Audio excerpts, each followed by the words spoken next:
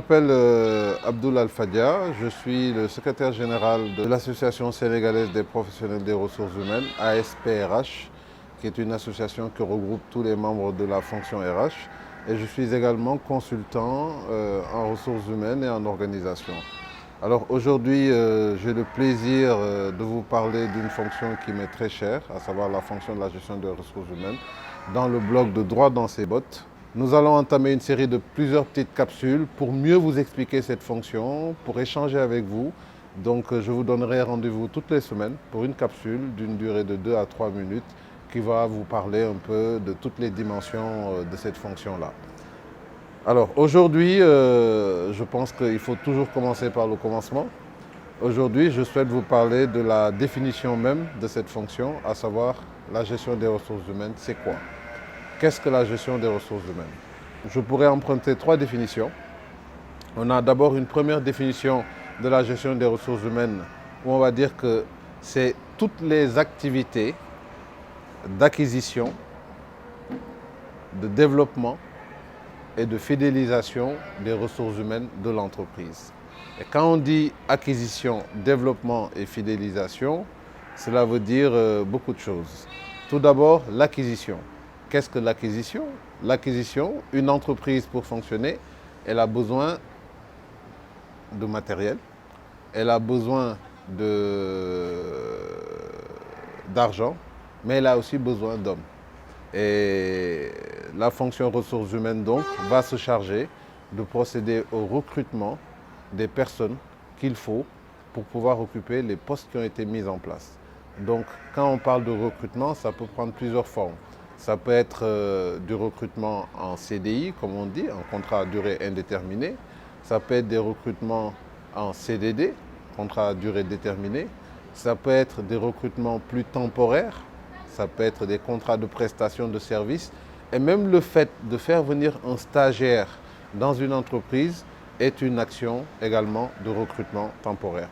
Donc le recrutement va consister à regrouper toutes les actions qui consistent à faire venir quelqu'un dans l'entreprise pour une durée déterminée ou pour une durée indéterminée, et quel que soit le type de contrat. Donc la première mission de la gestion des ressources humaines, c'est de mettre à disposition de l'entreprise les personnes qui ont les compétences pour faire le travail.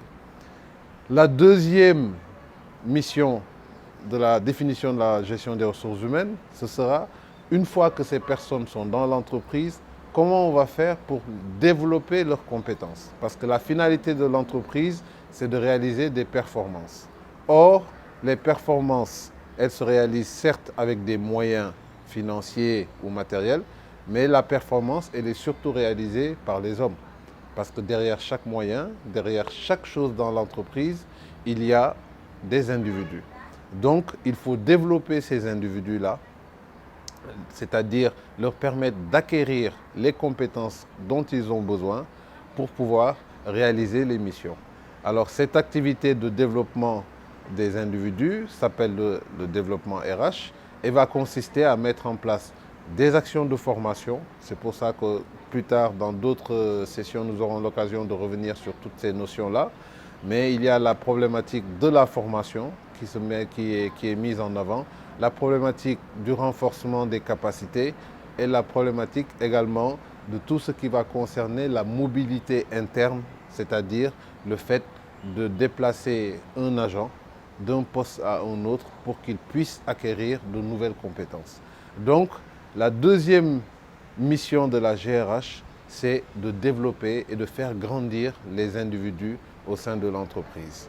Alors, la troisième finalité de la gestion des ressources humaines, c'est une fois qu'on a recruté les personnes, qu'on les a fait développer, qu'on a investi sur elles, la troisième mission, ça va être de les garder, de les conserver. J'ai recruté quelqu'un, je l'ai fait grandir, je l'ai développé, je lui ai fait faire des formations, je lui ai donné de nouvelles compétences. Je ne veux pas que cette personne aille chez le concurrent ou puisse aller travailler ailleurs. Donc, je vais mettre en place toute une série d'outils pour fidéliser cette personne-là et qu'elle ait envie de rester chez moi. Et pour ce faire, la gestion des ressources humaines va employer aussi toute une série d'outils nous aurons l'occasion d'en parler également. Il y a ce qu'on appelle le système d'évaluation du personnel. Pourquoi? Parce qu'une fois que vous faites travailler quelqu'un à la fin de l'année, certes vous lui payez un salaire chaque mois, mais à la fin de l'année, la personne souhaite être évaluée, qu'on apprécie quelle est la qualité de son travail et si la personne a fait de bonnes performances, elle aspire à évoluer sur le plan professionnel en termes de salaire, en termes de catégorie, en termes de primes, etc., etc. Et le fait de mettre en place ce système de récompense-là va fidéliser le salarié.